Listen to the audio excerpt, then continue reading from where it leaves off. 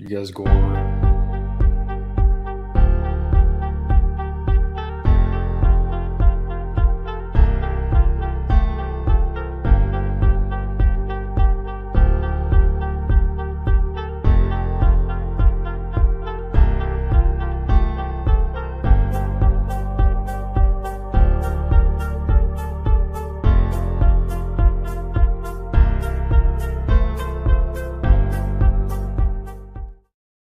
What is up, guys? Welcome back to another episode of Angling Unraveled. This week, we're going to have U.S. Army Master Sergeant John Branch on. It is his first year fishing the NPFL. Practice for Logan Martin starts on Sunday.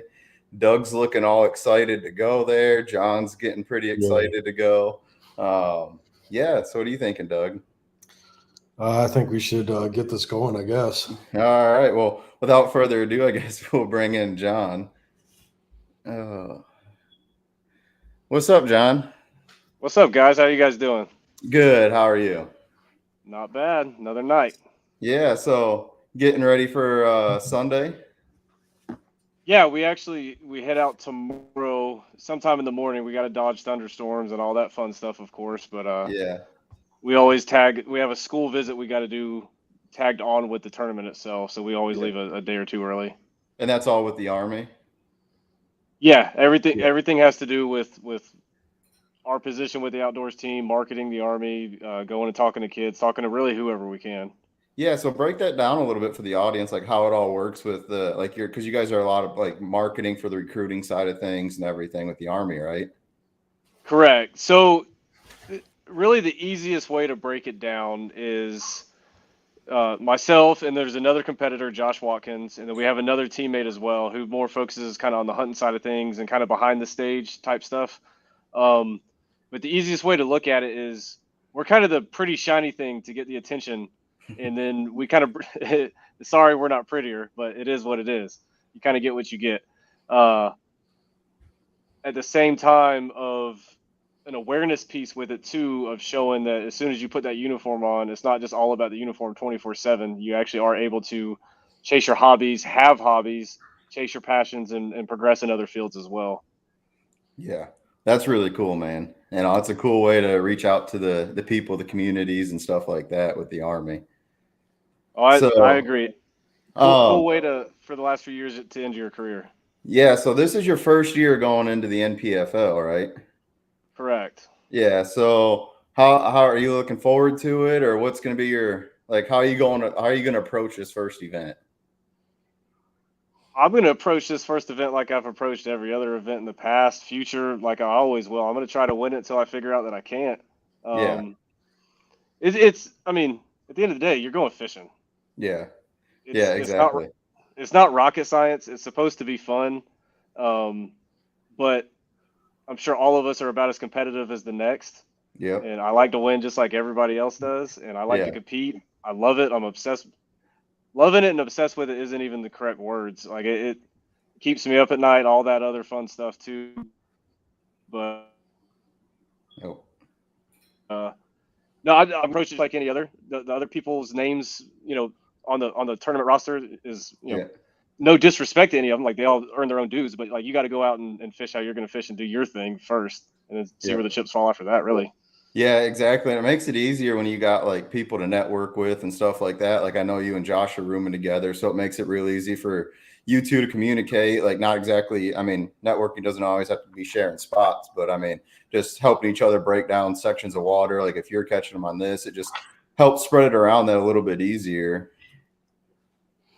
Oh yeah, 100%. Information is king. Everybody that fishes or competitively fishes knows that. Yeah, exactly. Just like you said, you're not necessarily, hey, go to this waypoint at this time, but speaking of generalities, hey, they're kind of doing this. I've kind of found this here. Yeah, it's nice to have somebody else on your team.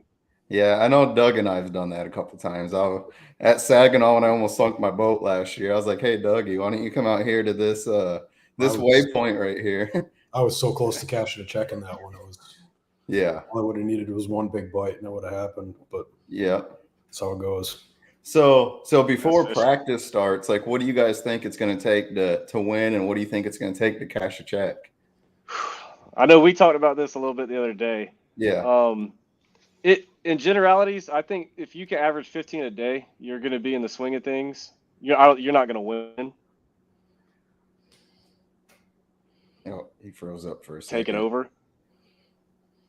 No, he froze up for a second. You said 15 what? Am I bad? Am I good? Yeah, you're good. Okay. I think personally 15 a day to stay in the swing of things, top 10ish maybe. Yeah. I don't have that much. Actually, I have zero history other than the pre-practice we did. I think about 12 pounds a day to catch a check. I think it's going to be a little bit better than the dreary outlook everybody's looking at, just because of the weather that happened a week or so ago to 2 weeks ago, and then the rain coming up to it. I think that could be a positive. Yeah. I don't You know. got anything to add, Doug? Or I don't know if I should say anything for fear of retribution. all right. Well, we can move on from that. So a lot of you guys, John and I were talking last year at what was it, Lanier, and come to find out, we both grew up in the same town, down in Lakeland. Same town. Yeah. So I went to Lakeland High School. Come to find out, John went to Lake Gibson, just down the road. No, So heck no, no! Don't you put that evil on me. I went to George Jenkins. Oh, you went to Jenkins? Oh, you're one of the Yeah. preppy rich kids, huh? I don't know about rich. No, so we were just talking about a few minutes ago about fishing grasslands. So a lot of you guys that are down there that know about grasslands, it's a private golf course that you have to physically know someone to get in there, and then they give you this pass. That's where the preppy rich kids go. Yeah, exactly. So I had a friend who gave me a couple of passes, and man, I tell you what, there's some of the biggest fish I'd ever seen in that place. I know. I don't know what's the biggest one you ever caught out of there. I mean, back in those, we didn't have a scale. Yeah. But my biggest out of that area wasn't grasslands. We caught some approaching 10. I guarantee they were close to double digits. Yeah. Do you know where the old farm store is? Down almost to Mulberry? Yeah. And there was those two pits behind that? Yeah. Right down off of Lake Miriam, I think it was. Yeah. I had a 50-pound day. Me and a buddy had a 50-pound day. We caught at least 5 over 10 out of that pit. Yeah, that place is nuts. Oh, it was crazy. Grasslands, dude, I had the biggest fish I'd ever seen in my life come off in there. I had a day where I went in there throwing a white swim bait and put a little bit of red on the bottom of it. And I had one come off. It came up and laid on top of the surface and shook its head through the hook. And I'm not kidding you, that fish was every bit of 15 to 16 pounds. I literally cried. I literally cried on my way back to the truck. And then I was walking back and I was flipping the freaking jig down on the bottom, just walking back, and lost an 8-pounder. And one of the spillways going from one pond to another place. But it was nothing to average like a 3 to 5 pounder every time you threw a freaking bait in the water there. Oh, I had a friend who, well, I won't get into too much detail. I don't want to get anybody in trouble. But he had a family member who was a member. And then, we were, of course, allowed as kids to go and golf and all that type of stuff. But, we may have had a rod or two in the golf bag. Yeah. Well, the reason why anglers aren't allowed out there no more in these grasslands might have a part of because of me. So we may have paved that path a little bit before you too. we got busted copying the cards and making more of them and then selling them at school for $10 a piece. You probably had a little bit more. Laminating them and all. I mean, oh man, kids were freaking paying left and right for those things. We made so much money. Yeah, you probably had a little bit more to do with it than I did then. Yeah. Now they have the person's name on them, and the person has to be with you if you're out there. And yeah. I ain't been back in like 10 years, so I really don't know. But I've heard rumors. It's been, God, I couldn't even tell. I was probably 11, 12 when we were really going out there. It's been a long time. Yeah. So, Dougie, I heard you had a good day today. Yeah, I had a pretty solid day on Gunnersville. It's a shame to leave this place and go somewhere else. Yeah, you had what, 26 pounds today? 25 pounds? Pretty close to it, yeah. Yeah. Snapped a freaking chatterbait rod boat flipping the 6.5 pounder. Yeah, I shouldn't have done that. Oh man. Not at all. Yeah. No, it was a good day though. Pretty much caught all of them on an A rig, besides a couple on a chatterbait, and targeting them with live scope. It was a good time. If you ain't scoping, you're hoping. That's right. Yeah. So John, which event this year are you most excited for? There's a few, honestly. If I had to pick one, I'd pick St. John's, just because that's back in my home state. Yeah. I've never competed there. And believe it or not, growing up, I didn't really bass fish. Like the going to grasslands and going to this pit, which everywhere was phosphate pits. Yeah, Carter Road, everything. Oh man, all that stuff. So just bass fishing growing up to me was just goofing off. Yeah. Hey, we don't have anything to do. All right, we'll go out to one of the pits. But going down to the Everglades, snook fishing, redfish, saltwater fishing, like that was the deal. But being in the Army and not really, after being what's considered an adult, not really living in your home state, and just being able to kind of come home more or less and then compete in my home state. I should have some family who's going to be able to come out to that. I'm going to try to actually take my son. My parents live in North Florida. We're going to swing through. I'm going to try to catch his first fish ever with my dad. Nope, he froze. He's going to sit on his pop slap. So that one, I got a couple circles on the calendar for that one. Yeah, that's cool. That'll be fun. Yeah. And then, that'll be fun. I know I'll be up there at the Saginaw event. That'll be a good time.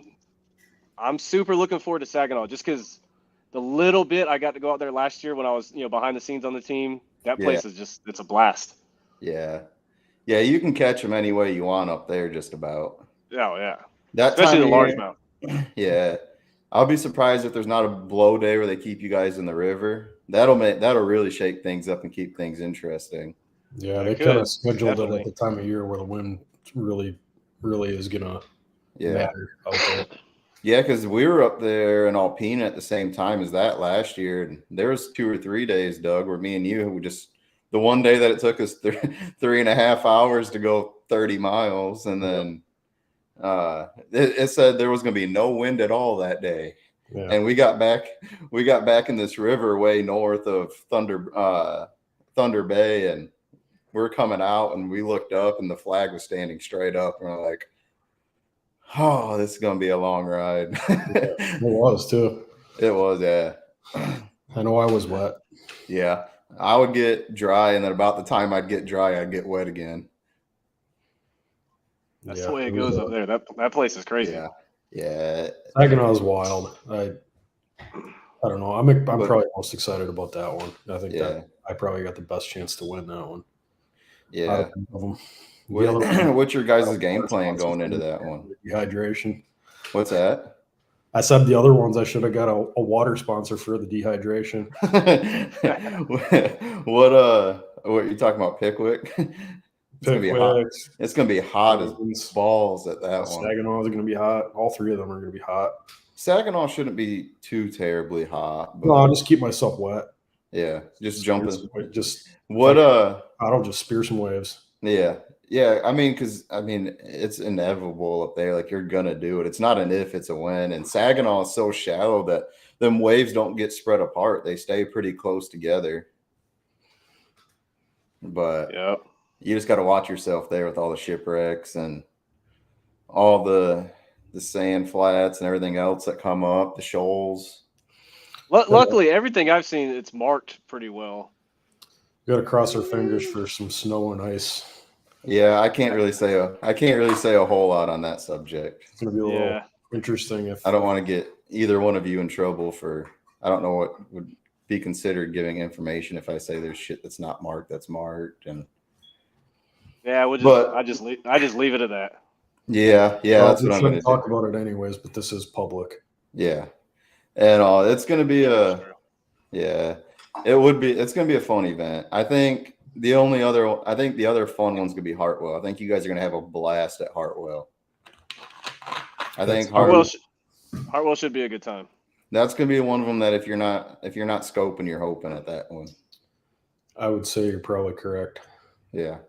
I think that one's going to be a fun one. But it'll be interesting. It depends. That one really depends on the weather. It depends on whether we have a late winter or an early summer. Yeah. With how that one plays out.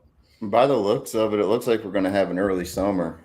So we got a 50-50 chance of hitting that one really yucky or pretty okay. Yeah. I don't think it's going to be great. I think it's going to be okay, though. Yeah. That one, it'll be all right. I think it'll be an early summer, though. I mean, hell, Michigan's going to be back up to 50 degrees starting next week. And you guys know what that means. The boat's getting on shrink wrap, and we're going to St. Clair. Man, send it. St. Clair is an awesome place, too. I'm going to go bounce that Camus off some ice. I don't care.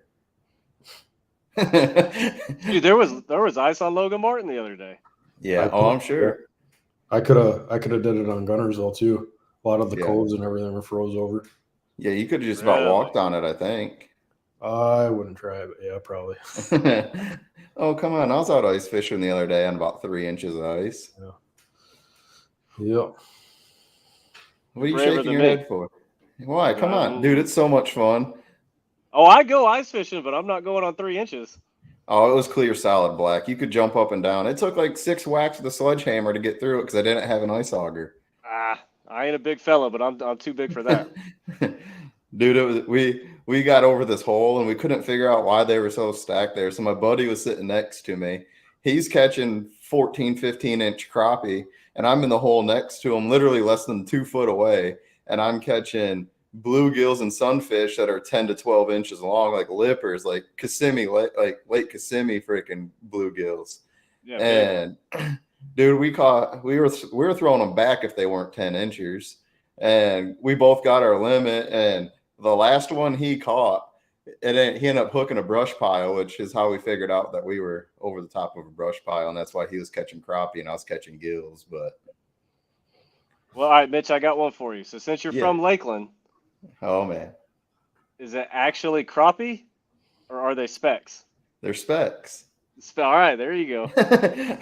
I only know that. So the whole time we lived down there, we used to always, because my dad's was a mobile marine mechanic down there, owned his own business. And so we used to always go to Great Hammock, and that's what they used to always talk about, the specs and stuff like that. And we were like, what the hell is a spec? And it took us so long to figure it out. And finally we figured it out that they were just talking about crappie. And well, they're actually called speckled perch. Yeah, exactly. Yeah, but that's only a certain part of Florida. I was talking to my dad about this the other day. I don't know where, north, south in Florida, but once you get over north of a certain point, then they start calling them crappie again too. Yeah. Yeah, it's like I want to say like just north of Naples is when they start doing it, because we knew a couple people up that way that would start calling them crappie. But the dude that we knew up there was also from up north too, so that may have had a little bit to do with it. Yeah. Yeah, you never know. So like Okeechobee, they're specs. Yeah. Oh yeah. Yeah.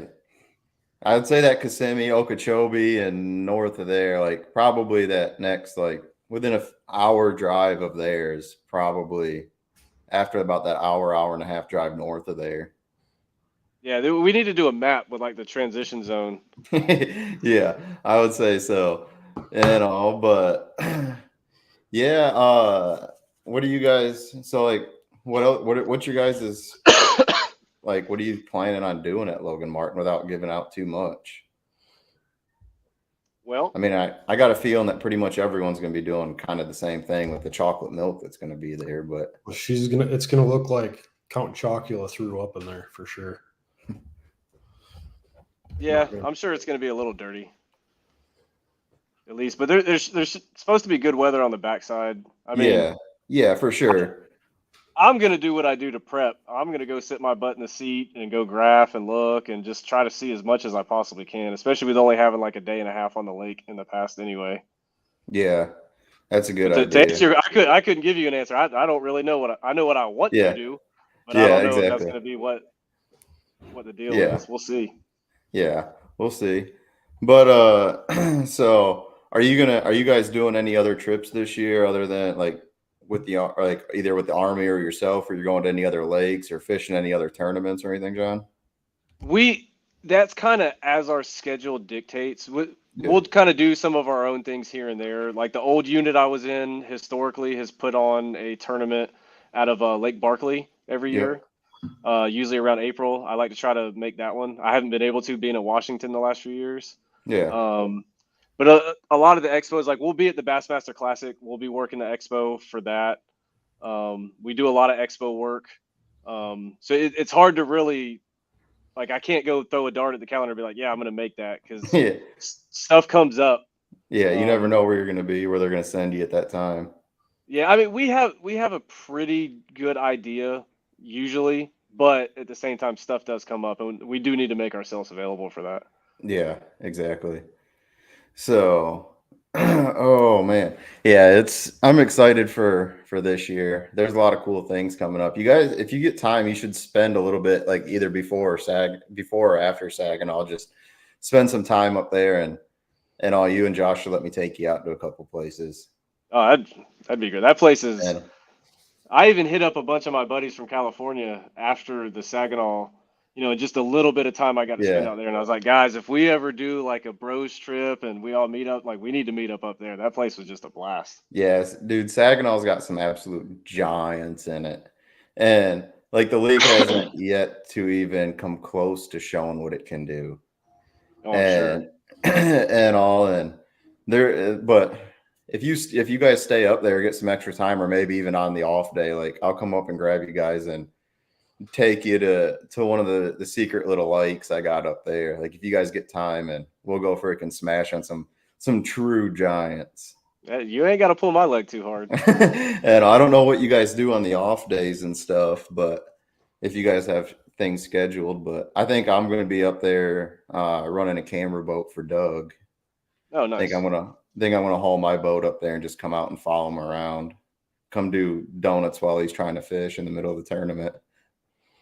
Hey, as long as Doug ain't fishing by me. No, I'm kidding. I'm gonna come run by you and Josh too, like run over the top of your guys' lines. Like, them people that you're just like, I just want to bounce a 1 ounce jig off the side of their boat. I'm gonna come be that guy. He's frozen again. I know. Look at the way his face is frozen. Just like he wanted to smack me already. I heard 1 ounce jig. Was like, come on. Oh yeah, I'm gonna be that guy that you want to bounce the 1 ounce jig off the side of their boat. I know you better than that. No, I couldn't do that to you guys, but it would be pretty funny. It'd be good content. It'd be funny. Josh is going to be back in his reed patch, and I'm just going to go running through there as fast as I can. That could be funny for Josh too, because there's rocks back there. I know you. Oh yeah. That. Oh yeah, I know there's some big ones back there. I only smacked one or two with the trolling motor. I think I'm probably going to come back to Gunnersville to boost my confidence on the off day in Logan Martin. Dude, geez. That's not a bad way to do it. No. Gunnersville is. I did a little local tournament, the Landry's tournament, with a buddy of mine that lives around there last year, and I fell in love with that place instantly. Gunnersville is incredible. Yeah, I'm gonna be making a trip down there soon. I think I told Doug I'm planning on February 9th through the 12th if I can. But if, from what I heard, St. Clair hasn't froze yet, and if the river's open, then there ain't no chance I'm coming down there. I'm going to catch smallies. You could probably smash him on an A right there. Dude, Brian's got a rock pile. Like, my cranking spot? And Brian's got a rock pile that's like down south in the river, maybe mid river, that it's nuts this time of year. Like, you can get out there, like once they get in that fall transition, they start moving into the river. They just get stacked up, and you can go catch like 18 pounds like every 5 casts. And it's like one after another, and you're going to have 18 to 20 pounds in 5-6 casts. You're not going to not catch a fish every cast. It's going to be pretty insane as far as weights go. It's, it takes 30 pounds to win a tournament here a day. Yeah. And yeah. It'd be pretty cool to come here at some point, because there's not really a bad time besides the fall transition. Yeah. Well, yeah, that's just like the payback series, the one that I'm fishing up north. The first tournament we have is Charlevoix on June 9th and 10th. Last year on June 10th, there was a tournament on Traverse, and it took 28 pounds to win on Traverse, and they're letting us run to Traverse if we want. 28 pounds to win.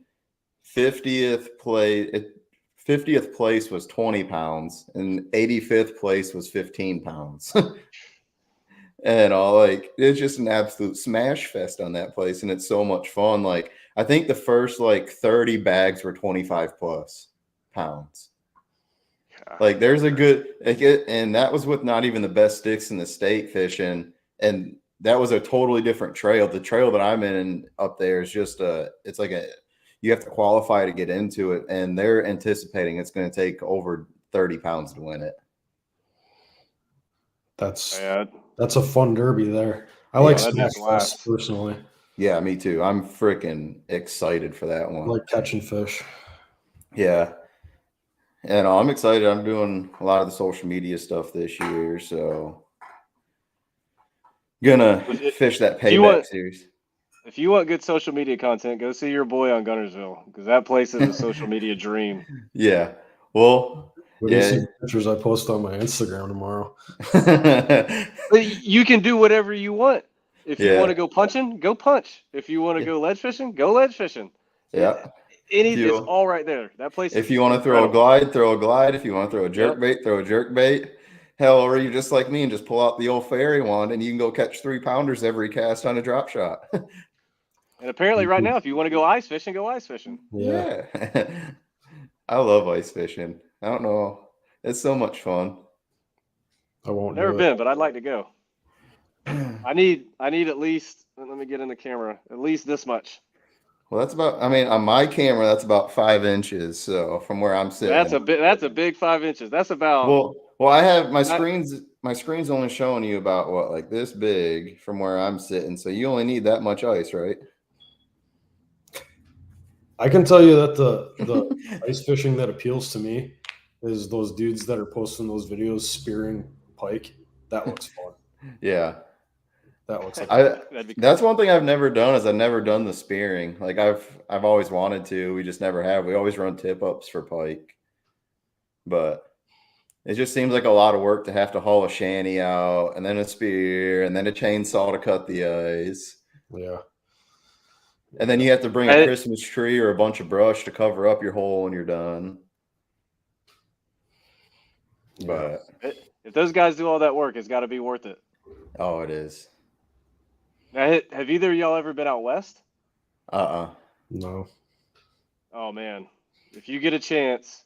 I'd say the farthest west I've been is Eufaula, Oklahoma. Oh man, yeah, you got a long way to go. Yeah, probably me too. Spending the 4 years or so in Washington State, like I was stationed at Fort Campbell in Tennessee, well, Kentucky, but I lived in Tennessee. Like sold my boat, didn't think I was going to be doing any type of bass fishing up there, but then come to find out, the bass fishing up there is incredible. I mean, Potholes Reservoir. If you ever get a chance to go bass fish on Potholes Reservoir anywhere from May to August, you're welcome. That place is that's the funnest bass fishery I've ever been on across the entire United States. That place is incredible. Huh. I would never expected that. Like the funnest place you've ever been? Yes. That place, there's nothing else like it. Even just running your boat through that place is a blast. Everything about it. Is it like a bunch of cuts or what is it that makes it fun? No, it's essentially potholes. I don't know what created it, but so the reservoir is to make a little more sense. Once you get out of Western Washington and you get into Eastern Washington, it turns into like high desert, and it's a ton of agriculture. I mean, cherry fields and apple fields. It's agriculture everywhere. Yeah. So I believe that this place was originally created to be an irrigation reservoir. And at least at this now, that's 100% what it is an irrigation reservoir. It'll raise and drop. I think the biggest I've seen is like 23 feet. Anywhere from 15 to 19 is pretty normal. And it may be because of that influx, but essentially there's potholes, and then the structure is sand dunes. Okay. So the other cool part is if you make a wrong turn, you're just hitting a sand dune. It ain't no big deal. You just push your boat off of it, you keep going. Yeah. But from Oh. the water coming up, there's grass, there's just pure habitat, and then there's a big marina on the south side, and they started a habitat program because when the water would drop big time, then it was just open water, and the fish could just feed on all the forage, and the forage would go away. So they started a habitat program and planted habitat, kind of like a havasu. Okay. So in the wintertime, or prior to the wintertime when the water would drop, then the forage had somewhere to hide.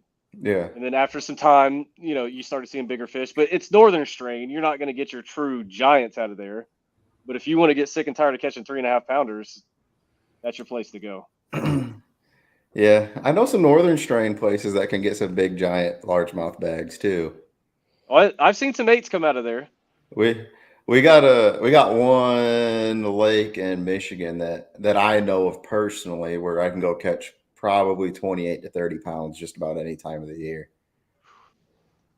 That ain't bad, especially for up north. That's crazy. Yeah, of largemouth. Like it took 20. We fished a 3-hour derby last year, and it took 26 pounds to win. God, that's crazy. 20, especially on northern strain. 22 pounds was second place, and 20 pounds was third. That's nuts. Yeah. But no, that lake's just Washington, and then everybody knows about the Delta. The Delta is one of its own in Cali. But Clear Lake, oh man, Clear Lake. Clear Lake is where it's at. I've always wanted to go out there. It's just so expensive to get out there and go fish. It's a hump. It's a long way. It'd have to be something else would have to take me there for me to have to drive all the way there. Yeah. Like if the NPFL, if they decided to go to Clear Lake or something, that would be the only reason that I would ever go out there. One, I just don't want to drive that far, and two, it's super expensive. Yeah. So what are you guys' plans like after this? Like I know there's 4 months in between the first tournament and the next one, just about. Yeah. Are you guys with the Army going down to the championship, John, or? We've talked about it. I don't think so. We try to kind of value when we have a little bit of off time because we'll get times that we're just gone. Yeah. And so it's that balance of family life and fishing these tournaments competitively. The Bassmaster Classic is a big deal for us. Yeah. So there's quite a bit of build up for that. I don't think so. It would be cool. I think it would be really cool for us to go down there. But again, it's kind of that is that the we call it ROI. Is that return on investment? Yeah, be worth exactly. it. Yeah. Yeah. So are you guys just that 3 or 4 months you guys got off? You're just gonna hang out around and do local stuff then, or do you guys have anything planned? Because that's a good little break. I know Doug said I think you're staying in Gunnersville, aren't you? Yep. Terrible place to be. Well, Doug, I'll probably run into you because I'll be down there in April at some point. April's a good time. Yeah. We got some friends of ours are coming out from Washington to stay with my friend that lives around Crossville. So I'll probably go do some messing around down there. But let me know when you go down that way. If I'm down that way, I'll go fish smallies on Chick with you. Hey, let's go. Should be somewhere around mid-April. Mid-April? Yeah. It just depends. It's Gunnersville by then. Don't you tell me that, friend. I'll make an excuse to spend some money now. I've been up in here in New Hampshire in the 600 square foot apartment for the last 3 months. I'm ready to go do some fishing. You don't need much of an excuse to get to Gunnersville. That place is that's like Disneyland. Yeah. Yeah, it's this place has more 4 to 6 pound class fish than I think any other lake in the country. I went out today. It was my first time. I wasn't even trying, and I caught that. You know what I mean? I already have the spots and all that, and I went and fished stuff I knew. But pretty much anybody can come out here and catch fish. What do you think is making that lake so good? Do you think it's just the fact they put so many F1s in there, or It's the like F1 hybrids. It's the amount of forage in this lake is insane. The grass definitely has a huge effect because I think it gives them somewhere to hide. yeah. Not all of the fish are being caught all the time, and what's really surprising actually is the spots I noticed are actually getting bigger here too, and they're actually moving into places where typically you wouldn't catch them.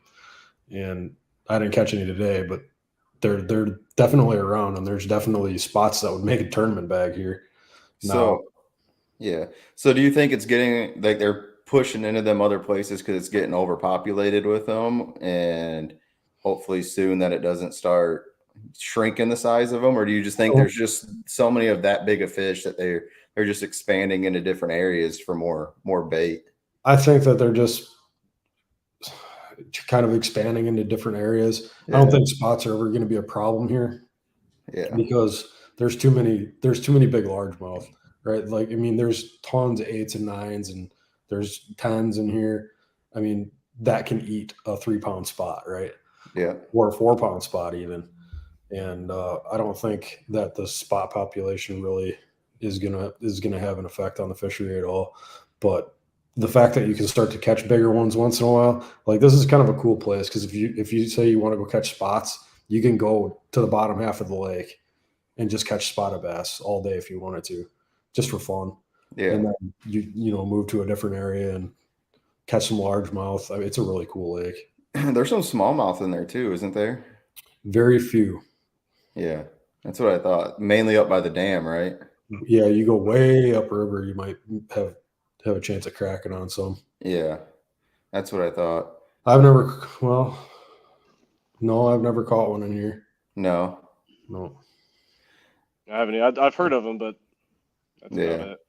The only person I know of is Harvey told me a little bit about his first year on the Elite Series. He was down there talking about he didn't know they cut it off like in Alabama, like they couldn't run north or whatever, or up by the dam. And he got into them pretty good up by the dam and said he had to change up his whole game plan when they told him like he had like one day of practice to figure it out. He said he was catching like 24 pounds, 26 pounds of smallies up there.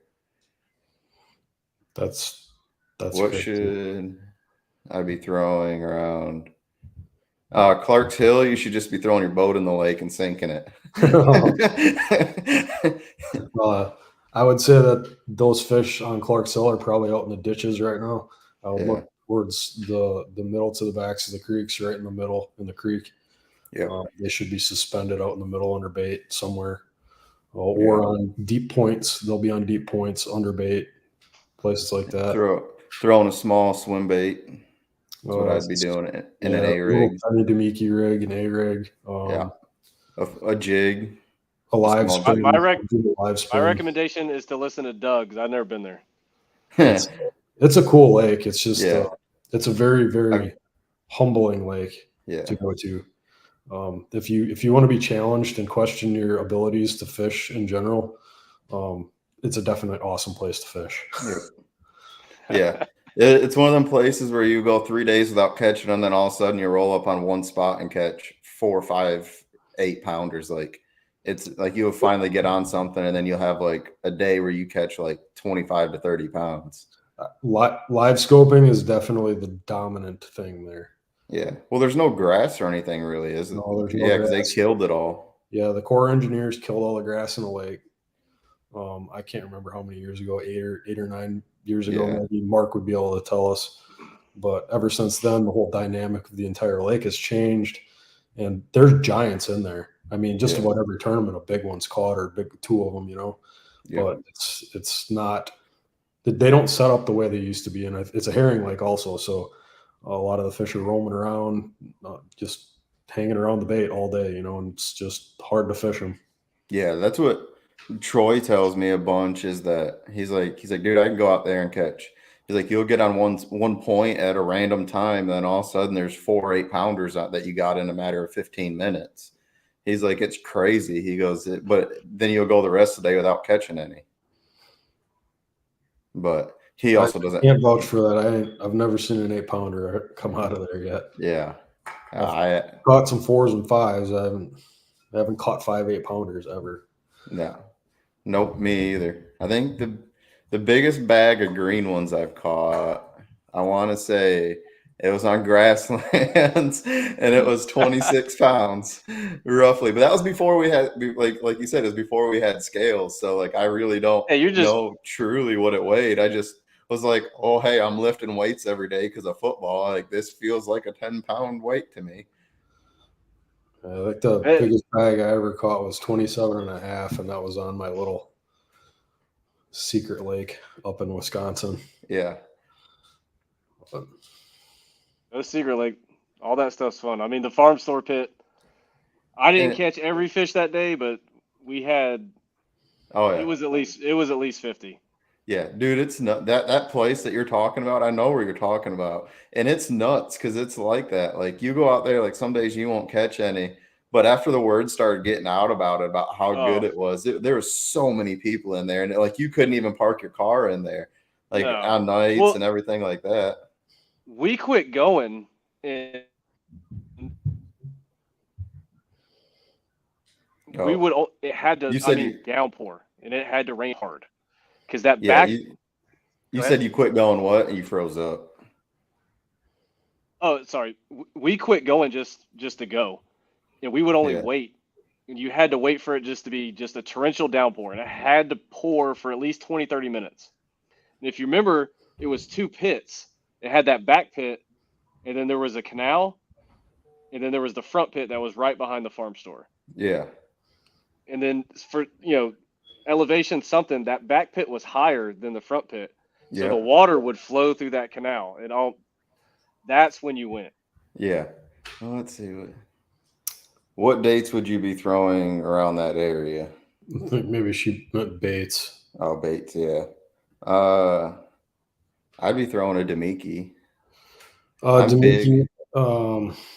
I'd throw a jig and a jewel jig and a jewel live spin.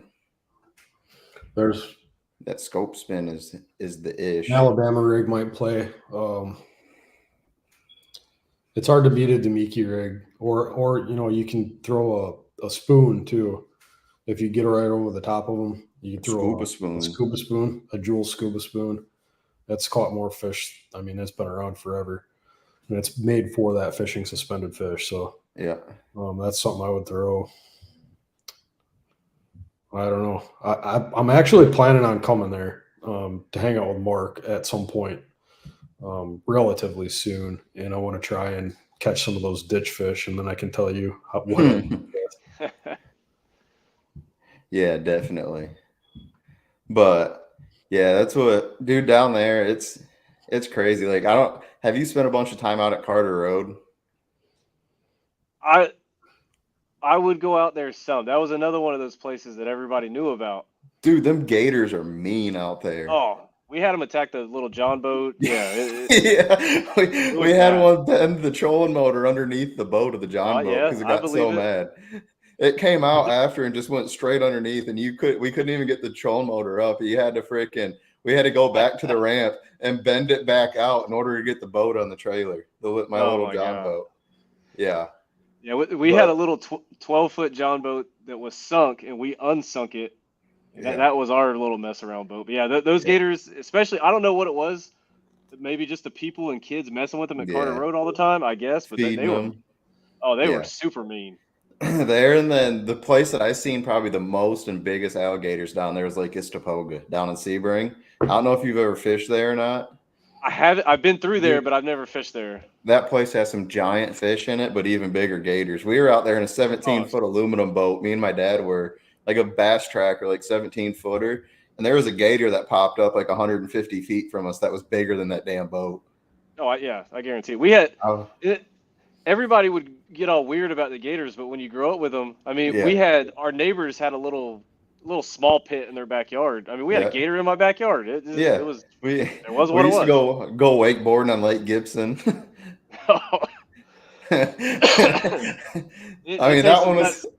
That one was kind of sketchy, but because we had Scott Lake. I mean, 30 Yeah. seconds from my house. Yeah. The gators weren't bad. They kept at bay there because that was a big, pleasure boat lake. But I mean, if you went in the water and it was fresh and you were in Yeah. Florida, there was gators there. Period. Like Yeah. it was what it was. Except for Hollingsworth. Hollingsworth, they kept them out of. When they could, Yeah. I've seen gators in Hollingsworth. Oh, I have too. They can't get them all out, but No, then so, I mean they would call the fishing game and they'd come get them out. But yeah. I How mean, do my you feel grandmother about? Oh. had one in her swimming pool. Yeah. Yeah, it was crazy. How do you feel about Lincoln Bridge fishing around there? I don't know where Lincoln Bridge is. Yeah, no. Are we still talking about Clark's Hill? I don't know. That's pretty. Oh, yeah. Lincoln Landing, maybe. I don't know. That place, know. yeah. Dude, there's a lot of cool stuff that went on down there. There's some good fisheries down there too that, yeah, I'm sorry. It's past Speedy Mark. Do you know Talking where about that's at? Lakeland? No, I don't think No, so. Clark's Hill. Oh, okay. I don't know. Yeah. I don't know which bridge that is. You stumped us. Yeah. You got Doug speechless. I don't know how this keeps happening. Literally every single podcast we have, Clark's Hill gets brought up in one way or a freaking another. If I got to hear about Clark's Hill one more time, It's we're because just I gonna know have people from over there. at this point, Doug, I think we just need to do an Angling Unraveled episode on Clark's Hill. Yeah, while Doug catches his 5 8-pounders. Little River Bridge. Then I Oh, okay. Yeah. That can be a pretty good area. yeah. We yeah. I think that's just gonna have to be a thing now, is that we're just gonna have to go down there and do an in-person episode with Mark on Clark's Hill. Yeah. I mean, you don't have anything to do for what, 3 months after 4 months after this one. If we went there during the spawn, it would probably be a pretty good time. Well, then we need to figure out for Mark when the spawn is, or you probably know. And I'll make the drive down there at this point. Like, it should be a good time. Yeah. I wouldn't mind another 5x3 hoodie. I'm kind of thinking that since I got so much time in like the really good part of the year, yeah, honestly, that's my best chance to catch a double-digit fish. Yeah, because I forgot. Trip to a lake. You've never caught a double digit, have you? No. I want to take a trip to a lake this year somewhere. I don't care where it is, and catch a double digit. That's maybe something I could do before Hartwell. Before Hartwell. I mean, Gunnersville has them, but I mean they're few and far between. You don't hear about too many being caught all the time. Well, maybe you I'll got OH. OH is not that too terribly far from you. Fork. Bussy Break. Yeah. Bussy Break, yeah. And I mean, shoot, we're fishing at a place on the circuit this year that I think Welcher, of course, got one over 10. Yeah. And in the opposite time of the year. Yeah. Yeah, but that he was during the pre-spawn. Yeah. Those fish aren't there nearly as big. We could go to Santee and catch one. You could go to Santee. Awesome. You can have that place. We can go a month before when we were there last year. Well, if we went a month, like we were there, end of May? So if we went the end of April, like when we were there for pre-practice, I think the opens are going there right during that good time. Oh, that's good. We can go stick every one of them guys' fish. Well, no, I got buddies fishing the opens. I can't do that. I don't think I have any. So we can go on my boat. I'm kidding. I couldn't be that guy. It was just like last year when we were driving around during the Elite Series. Just when I came down for pre-practice, like I wanted to fish so bad, but I couldn't do it. Yeah. Just like if I came up there following you around this year, filming for you as a camera boat, dude, like I wouldn't be able to throw a line in the water. You'd want to. Oh, believe me, I'll be out there before you guys get there. And I got a couple tournaments out there this year. I'm fishing. I think me and Brian Vandermeer, my buddy, are fishing the Bass Nation Team Trail, and that's going to be out there. That me and Doug fished last year. Nice. We literally fished one tournament and almost qualified for their classic. We were, well, I think 2 or 3 points short of making the classic, the top 10. Yeah. That was a fun time. Dude, that tournament was fun on Saginaw. So last year, John, if you didn't know, like we had the NPFL tournament out there. Well, Sunday, the day after we got done, there was a Bass Nation Team Trail out there. So me and Doug were already like, hell, we've already been out here for 7 days. Why not make it 8? And we go out there and end up catching freaking 16 and a half pounds and took second. Brought home like $800 each or something like that. Like it actually paid really good. Not bad. No, it paid good. I think it cost us, it was like $600 to get into it, so $300 each, and we walked away with $600 or $800 a piece. Like it was pretty good. Like the ROI on that was pretty fun. Yeah, it was not bad. And Doug, you had a bunch of fun. Yeah, Doug threw me in. Yeah, during the tournament.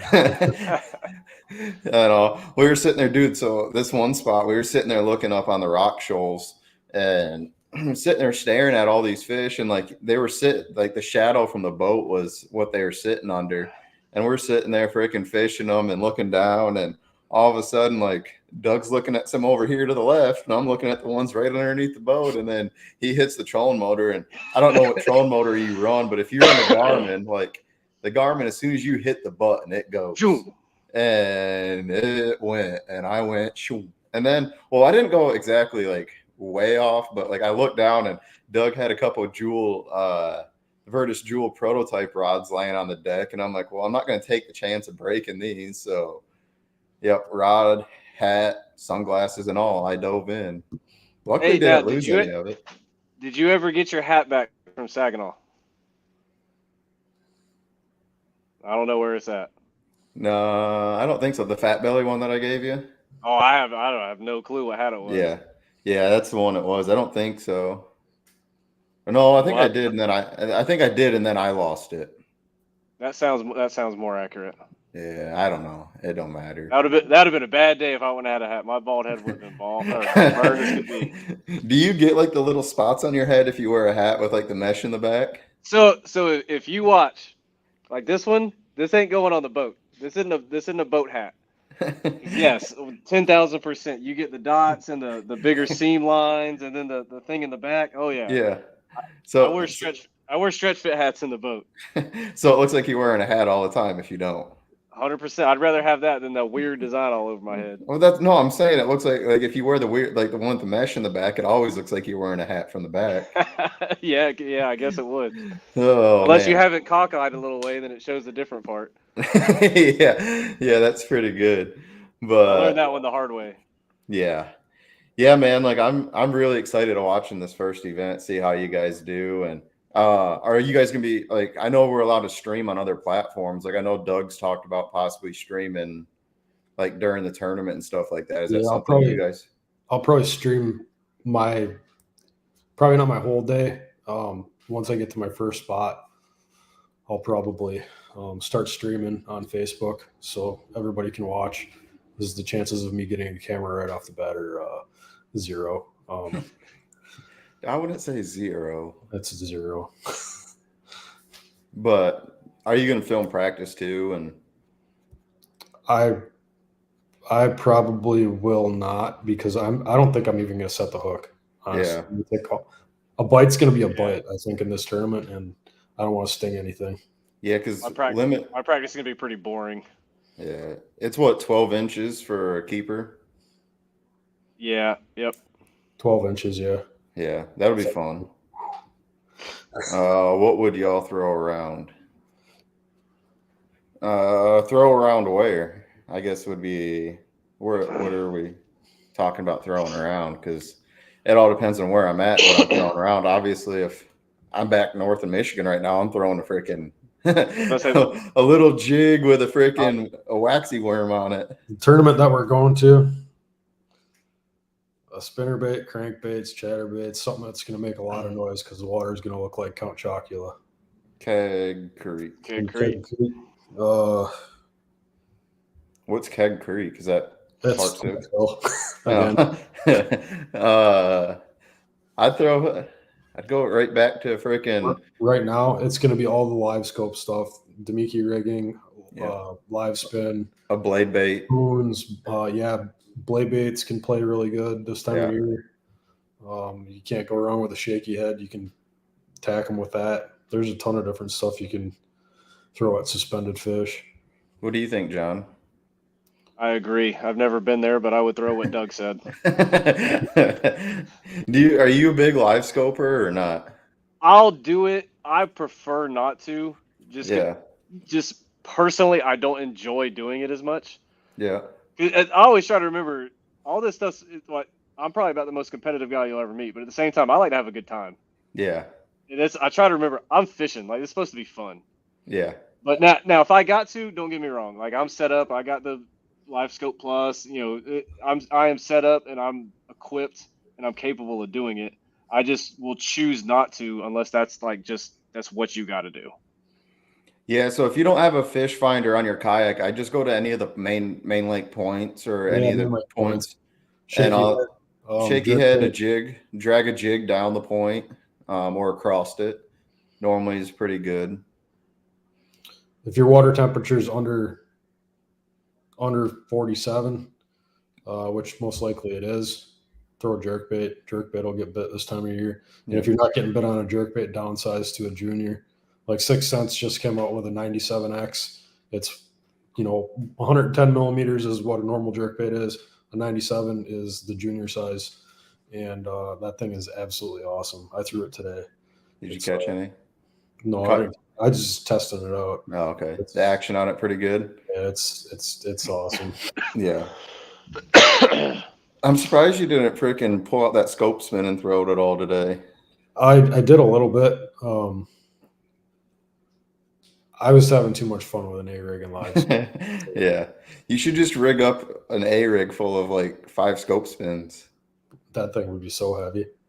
Hey, but you'd probably have to start reeling as soon as it hit the water. I wasn't fishing that deep, so. Yeah. Yeah. What were you doing? Just bringing it over the top of grass or? Fishing weed edges. Weed edges, yeah. Deeper weed edges, like 10 to 12 foot.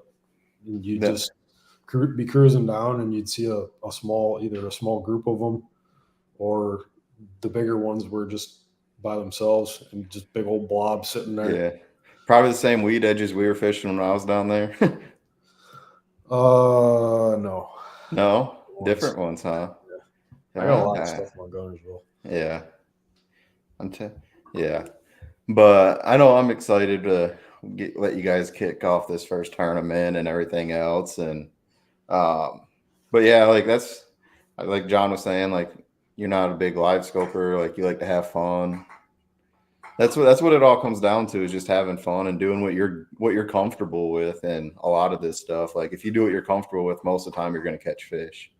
Oh yeah. And don't get me wrong, I enjoy live scoping when that's the deal to do and you're catching fish. Yeah. But well, I mean, you always catch fish if you're scoping, right? I mean, just because they're there on the screen, that means they automatically bite the hook, right? They bite every time. Every time you throw at them. That's what I'm going to keep telling people. Everybody knows that. Yeah, it's cheating. It's cheating so much that I've gotten so mad at it before that I turn all my graphs off and go back shallow. Yeah, I had one 470 today. Did you? One of the fish that I caught, that was 470. I threw a chatterbait past him first. Then I threw a Demiki rig past him, and then it wouldn't eat that, and it wouldn't eat that. And then I tried the live spin and ripped that past him, didn't react. Chucked the A-rig over there. I no more than got it 2 foot past its face, just wham. So, I mean, that goes to show you that, one, it matters what you're throwing when you're using live scope, but you do not catch every single fish that you. No. It helps, and all, like it helps you learn too, like on what to do. So like for a little tip for you guys that like are watching and stuff like that. It's like one of the things I do up north, like on the Detroit River, for instance, is I throw a 6XD, but I throw it against the current. And I'll sit there and watch it, and you'll bring it over the top of a rock. Like when it goes against the current, it's actually getting down like it normally goes 16. You can get it down to like 20, 22 foot, and all with how fast the current's going. But you'll bring it over the top of a rock, and it'll get 10, 15 feet past that rock, and then all of a sudden, them fish will shoot out and come after it, and you just pause it. And with that current coming against it, it'll just hold it in that one single spot, and you just kill it, and they freaking smoke it. But that's what I'm getting ready to go up and do. I'm gonna go throw that freaking 6XD against the current. It don't sound like a bad time. No, if you want to have fun, that's what we do. Doug can laugh all he wants, but he got to see how much fun you can have up there doing it. No, I believe it. That's a good time. And I wish there was more. Like, obviously, like, I'm considering fishing the BFLs up there, but there just ain't no money in them, really. Not really. You got to place in the top 5 if you're going to have a chance at even making your money back. Yeah, exactly. I think I'll just go out there and make a bunch of content and then not post it because I don't want anyone to know where my spots are. I've already had one guy. I posted a YouTube like short, and some guy got on there and was like, "Hey, I know where that spot's at," and I'm like, "Yep, we're all done posting these." No, you got to do the cool background blur. Oh no, we'll just post them on Fish Tips. Everyone can get on there and buy them for $100 a piece. Yeah. Line your pocket a little bit. Yeah, that's right. I mean, I do have waypoints on Fish Tips, so I should put my Gunnersville ones on there, huh? Yeah, you could make some extra side money. I bet you'd make a killing on them. Can't do it. Why? I just can't give it up. Oh, come on. I'll buy them from you. Not like I'm ever going to come there. Oh. I'll buy them from you for 30, and then I'll repost them for 50. Yeah. Oh. Lucrative, big margins. Yeah. So I think we're closing in on that hour, John. Is there anyone you want to thank or anything else you want to add in before we go ahead and close this out? I do obviously need to thank Josh. He worked with me for like a year. I mean, a lot of phone calls, a lot of emails. It no BS, about 12 months process to get somebody new on the team. Yeah. And he went out of his way, not just doing his job, like put his own effort, like without me asking. I owe him a lot for just being here right now. Obviously got to thank the Army. I wouldn't be where I'm at today without that. Yeah. And everybody that's supported me from the past, big shout out to my family. My number one supporters right there off the bat. But yeah, just I'm aching, man. It was tough being at those tournaments last year, not putting a boat in the water. Oh yeah, I'm sure, man. Well, with that being said, I hope you both have a great first start of your practice. Next week on Thursday, I got to work Wednesday night, so I think we'll be back live on Thursday. Depending on how Doug's first day goes, there's a possibility he could be joining me, or it might just be me, and we'll have someone on. We'll talk about how the first day went and everything else. Maybe I'll see if John Policini wants to get on, and maybe we'll commentate and talk about the first day and what we both thought of the first day of the NPFL event. So, but it really depends on how crabby I am, I guess. Yeah. Yeah, we don't want you on here if you're crabby. And I know you pretty good, and I don't like you when you're a little cranky. I don't want a violation. So, but you don't want to get slapped in the wrist again? No.